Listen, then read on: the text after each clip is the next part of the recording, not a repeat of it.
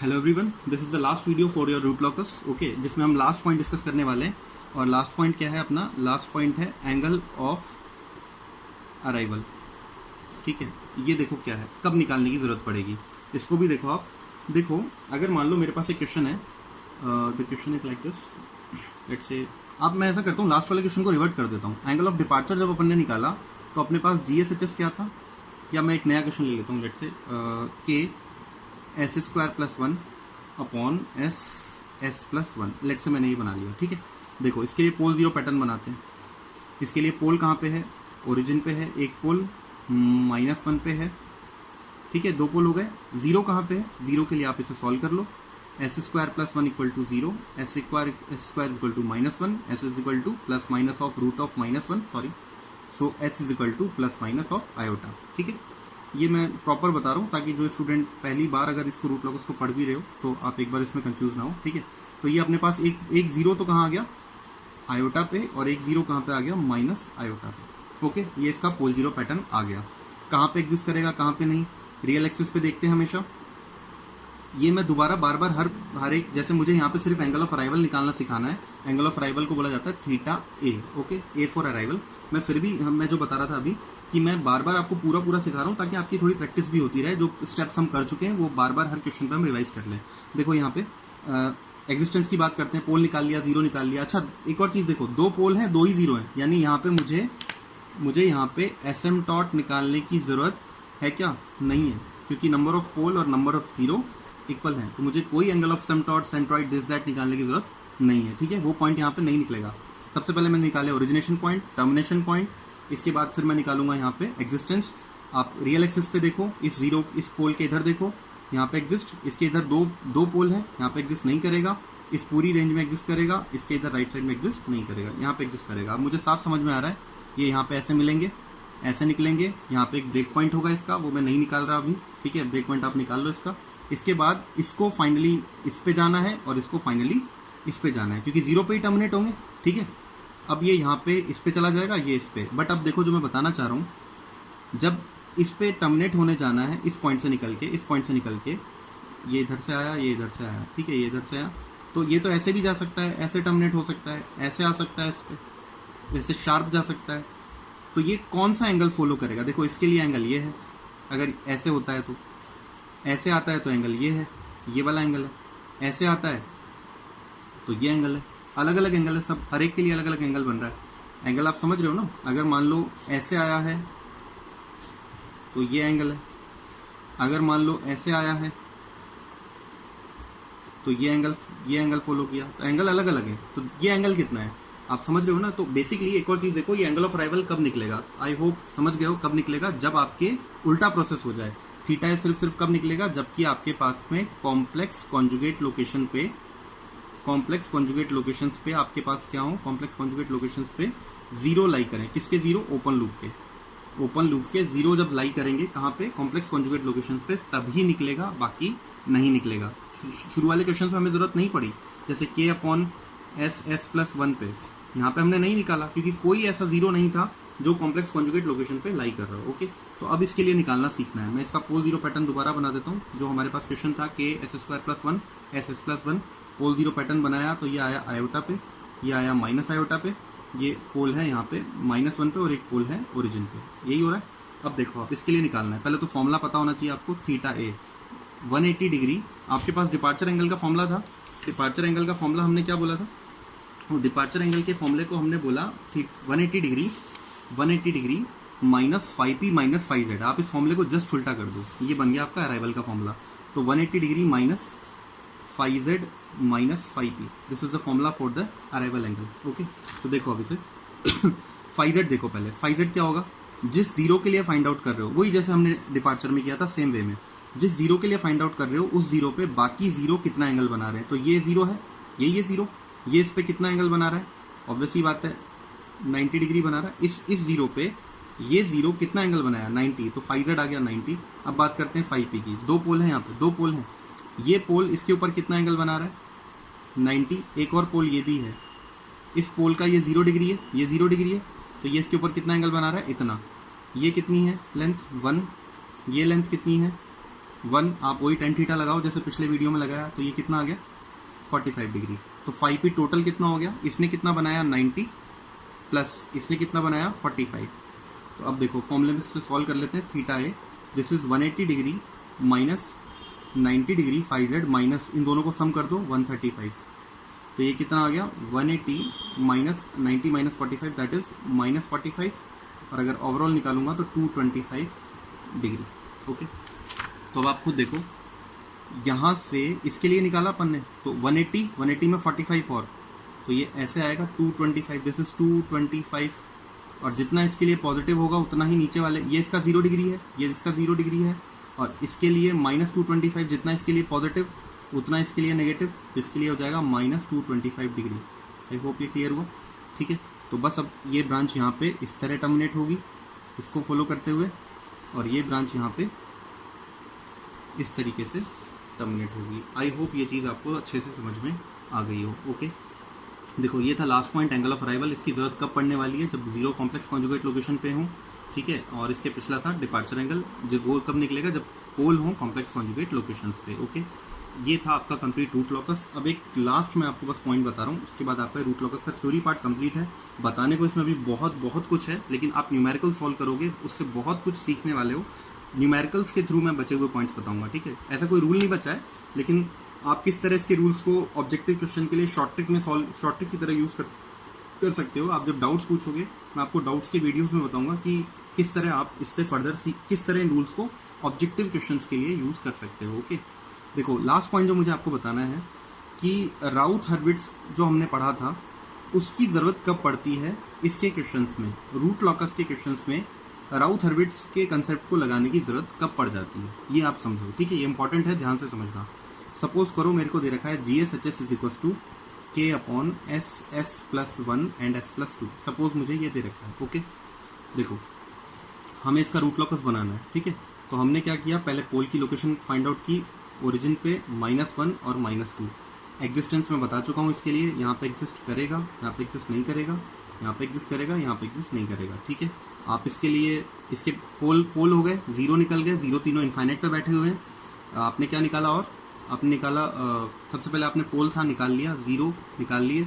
Next आपने existence वो भी चेक कर लिया। नेक्स्ट क्या निकालना है हमें, नेक्स्ट निकालना है ब्रेक पॉइंट। ठीक है, ब्रेक पॉइंट देखो जब आप इसके लिए ब्रेक पॉइंट निकालोगे, ठीक है, तो आप जब सॉल्व करोगे ना तो आपके पास डेफिनेटली 2 ब्रेक पॉइंट आने वाले हैं।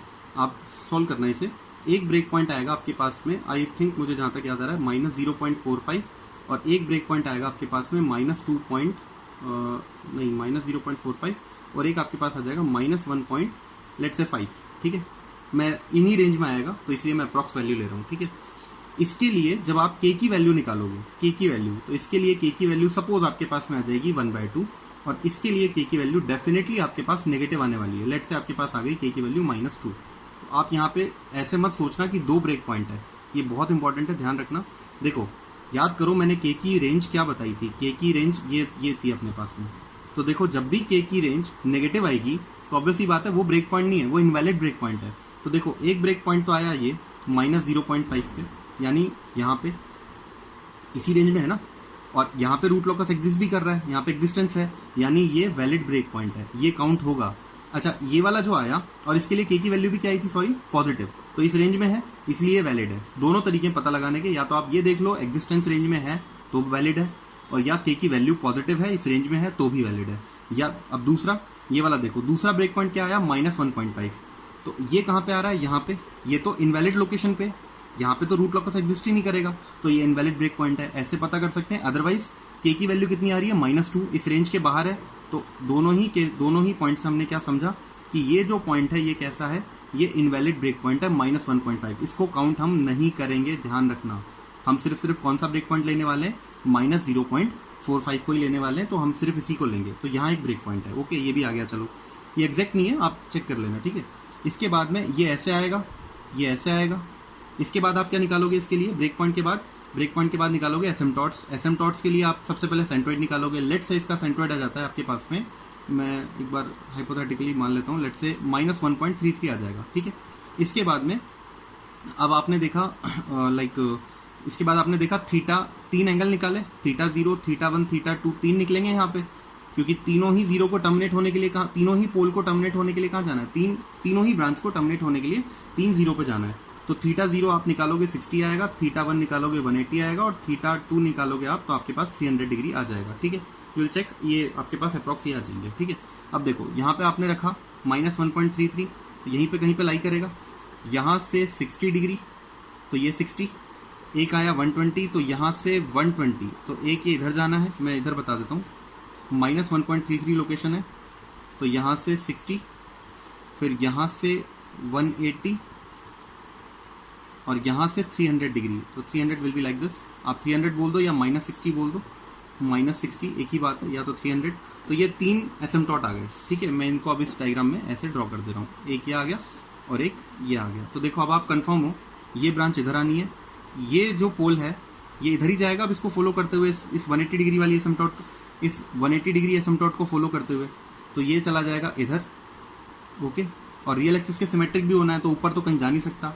अब ये एक ब्रांच जाएगी इसको फॉलो करते हुए इधर, और एक ब्रांच जाएगी इस अपनी एसिम्पटॉट को फॉलो करते हुए इधर, तो ये फाइनली उधर टर्मिनेट हो जाएगा। अच्छा, आप कहोगे सर इस एसिम्पटॉट के ऊपर क्यों नहीं जा रहा, क्योंकि कभी भी इसको कट नहीं करेगा एसिम्पटॉट को। कभी भी आप पढ़ते होगे M1 में फर्स्ट सेम मैथ्स में आपने सबने पढ़ा है कि रूट लॉकस कभी भी इसको कट नहीं कर, सॉरी कोई भी कर्व है वो अपनी एसिम्पटॉट को कट नहीं करता, इनफाइनाइट पे जाके टच करता है। ये इसकी टेंजेंट है, इसको कट करके ऊपर नहीं जाने वाला इससे। तो फाइनली बस ये इसको फॉलो करता हुआ ऐसे चलता रहेगा और इनफाइनाइट पे जाके टच करने वाला है। ठीक है, इसे लाइक दैट। तो ये इसे कट करता हुआ इधर, इसे टच करता हुआ इधर निकलेगा, ये इसके साथ में इधर निकलेगा। ठीक है, अब देखो, अब राउथ हर्विट्ज की बात कर रहे थे, इसकी जरूरत कब पड़ेगी, लास्ट पॉइंट है। अच्छा, एक और चीज, इसमें थीटा डी निकालना पड़ेगा क्या? एंगल ऑफ एसिम्पटॉट तक बात हो चुकी थी, थीटा डी निकालना पड़ेगा नहीं, क्योंकि पोल कॉम्प्लेक्स कॉन्जुगेट लोकेशन पे नहीं है। थीटा ए अराइवल एंगल निकालना पड़ेगा नहीं, जीरो कॉम्प्लेक्स कॉन्जुगेट लोकेशन पे नहीं है। बस अब लास्ट पॉइंट क्या बचता है अपना, लास्ट पॉइंट बचता है अपना लाइक राउथ हर्विट्ज को चेक करना। ठीक है, इसको ये कब काम आएगा आपके, देखो ये सिर्फ तभी काम आएगा जबकि आपको ये फील हो रहा हो कि आपका ये जो रूट लॉकस है ये किसको कट करता हुआ निकल रहा है, जे ओमेगा एक्सिस को। ये कौन सा एक्सिस है आपका, जे ओमेगा। तो जब भी आपका रूट लॉकस जे ओमेगा एक्सिस को कट करता हुआ निकलेगा, आप हमेशा राउथ हर्विट्ज को यूज लोगे, इसके थ्रू आप पता लगा लोगे कि किस लोकेशन पे कट कर रहा है। यहाँ पे ये कोई तो लोकेशन होगी ना, सपोज ये कट कर रहा है S=J2 पे। ठीक है, तो ये नीचे उतना ही कहाँ पे कट करेगा, S=-J2 पे। और जब ये S=J2 पे कट कर रहा है यहाँ पे, तो यहाँ पे आपकी k की वैल्यू कितनी है, सपोज 2 है, और यहाँ पे k की वैल्यू कितनी है, 2 है। k की वैल्यू तो पॉजिटिव ही रहेगी ना, तो k की वैल्यू 2 है। k की वैल्यू सेम चलती है ना, आपने देखा यहाँ पे k की वैल्यू 0, ठीक है ना, यहाँ पे दोनों पे k की वैल्यू 0, फिर बढ़ती जाती है k की वैल्यू, तो they are moving like this. तो देखो ये k की वैल्यू क्या है, ये लोकेशन क्या है, ये फाइंड आउट करने के लिए हम राउथ हर्विट्ज की हेल्प लेते हैं। ओके, कैसे करते हैं ध्यान से समझना।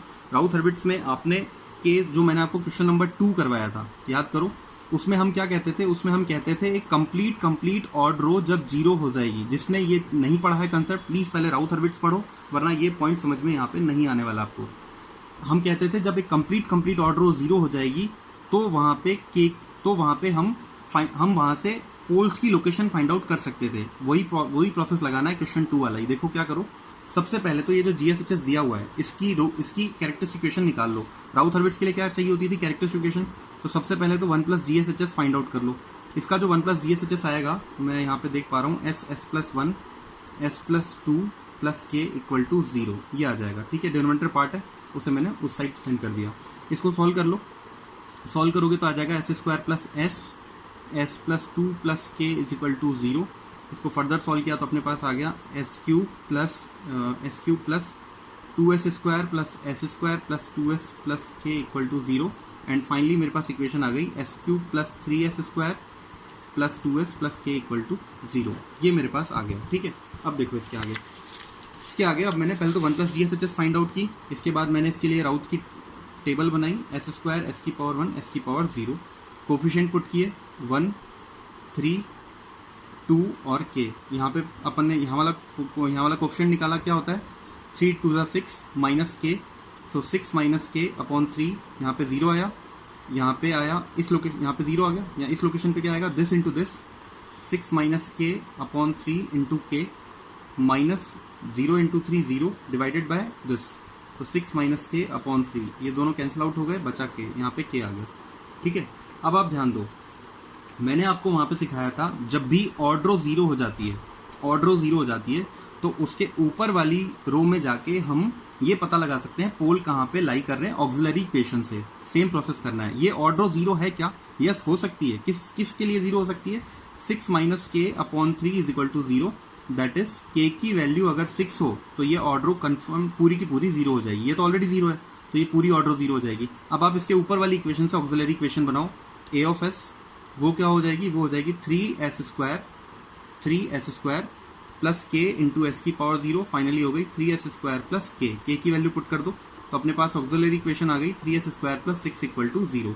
यहाँ से मैंने सॉल्व किया तो 3s square is equal to -6, S square is equal to -2 and S आ गया plus minus root of -2। So basically S is equal to plus minus 2 iota, sorry plus S is equal to plus minus root 2 iota. ये है, ठीक है। तो अपने पास में ये मेरे पास लोकेशन आ गई। तो देखो अब वहाँ पे वो जो हम बात कर रहे थे कि ये पोल जीरो पैटर्न है, ये जीरो पे है, ये -1 पे है, ये -2 पे है, ये दो ब्रांच इधर से आई, ठीक है। ये इधर कट किया था, ये इधर। तो यहाँ पे के की वैल्यू कितनी है? यहाँ पे के की वैल्यू है एक्चुअल में, के की वैल्यू कितनी आई? 6। और ये लोकेशन कौन सी है? ये लोकेशन है S equal to iota root 2 और यहाँ पे एग्जैक्टली इधर के की वैल्यू यहाँ पे भी 6 है और ये लोकेशन कौन सी है? S equal to minus iota root 2। I hope ये चीज़ आपको समझ आई हो कि अगर ऐसे कभी लोकेशन पूछे तो आप कैसे फाइंड आउट करोगे, ठीक है। अब एक लास्ट पॉइंट पे और आता हूँ मैं, बस उसके बाद ये आपका रूट लॉकस खत्म है। एक आप पॉइंट देखो, ये पोल ही तो लाई कर रहे हैं यहाँ पे, ये पोल ही तो मूव कर रहे हैं यहाँ पे इस तरीके से, ठीक है। ये पोल ही मूव कर रहे हैं यहाँ पे, ठीक है। ये एक बार मैं इस पॉइंट को अभी नहीं बता रहा, आप क्वेश्चंस करो, क्वेश्चंस में डाउट आएंगे तब मैं आपको बताऊंगा। इस पॉइंट के साथ में अपना इसका रूट लॉकस का कंप्लीट थ्योरी पार्ट खत्म हो गया है। मैं बस इसको एक बार समराइज कर रहा हूँ लास्ट में। देखो कैसे कैसे फाइंड आउट करते हैं। सबसे पहले आप फाइंड आउट करते हो पोल की लोकेशन जो ओरिजिनेशन पॉइंट होता है। इसके बाद आप फाइंड आउट करते हो ओपन लूप के जीरो जो टर्मिनेशन पॉइंट होते हैं। अगर पोल और जीरो फाइनाइट लोकेशन पे नहीं होते तो इनफाइनाइट पे होते हैं वो। इसके बाद हम चेक करते हैं एग्जिस्टेंस। इसके बाद हम निकालते हैं ब्रेक पॉइंट। इसके बाद हम निकालते हैं एसिम्पटोट। एसिम्पटोट के अंदर हम दो चीज़ निकालते हैं, एक तो सेंट्रोइड और एक थीटा एम, उसका एंगल ऑफ एसिम्पटोट। इसके बाद हम निकालते हैं डिपार्चर एंगल। इसके बाद हम निकालते हैं अराइवल एंगल और सबसे लास्ट में अगर ज़रूरत पड़ती है तो हम राउट का कंसेप्ट लगाते हैं। ओके, ठीक है। इस तरीके से आप अपना कंप्लीट रूट लॉकस ड्रॉ करते हो। अब आप क्वेश्चंस करो, आपको क्वेश्चंस में डाउट आएंगे, आप इससे बहुत कुछ सीखने वाले हो क्वेश्चन करके। Okay bye.